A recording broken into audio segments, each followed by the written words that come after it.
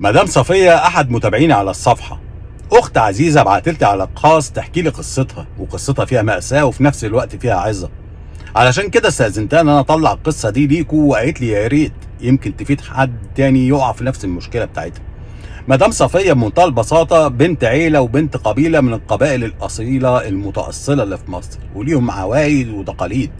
اتجوزت وبعد جوازها بسنة خلفت ابنها الكبير، بعديها بسنتين جابت البنت الصغيرة.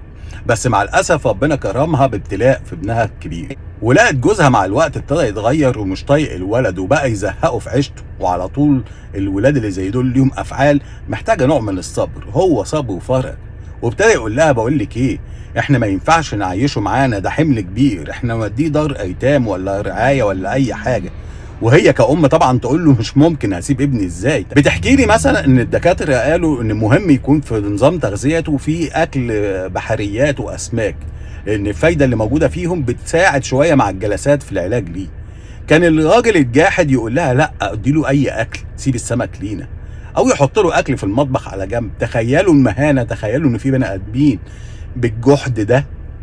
بتحكي لي بعد كده بتقول لي ابتدى يقول لها بقول لك ايه، انا لازم اتجوز، انا عايز اخلف عيال كويسه، انت بطنك دي وحشه، بتجيب حاجات مش قد كده، مش عايز اقول لكم اللفظ اللي قاله. المهم فعلا اتجوز وسابها على الحمل الكبير في رقبتها، وكل اللي بيبعته لها 1200 جنيه، وقال لها هو ده اللي اقدر ابعته لك، انا عندي بيت تاني بفتحه. تخيلوا 1200 جنيه 3 افراد عايشين بيهم، وغير العلاج والجلسات اللي ابنها بياخدهم.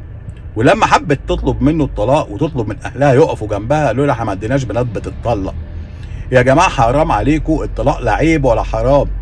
مدام صفيه ضيعتوا عليها فرصتها انها ممكن تلاقي واحد يكون احن من ابوك جاحد وياخد باله منها ومن عيالها. مدام صفيه ضيعتوا عليها فرصه ان هي ترفع عليه قضيه خلع او طلاق، وتاخد منه اللي يكفيها ويكفي بيتها. تخيلوا ما تبقى بنت ناس بتستنى حد من اهلها يساعدها. شيروا يا جماعه، يمكن الناس تهدى وتعقل وتعرف ان الطلاق احيانا بيبقى الحل المناسب. وربنا يحفظكم ويحفظني من جحود القلب وضلمة النور اللي جواه، وما يكتبهاش على حد من ولادكم حكاية مدام صفية. السلام عليكم، تمسوا بالعافية.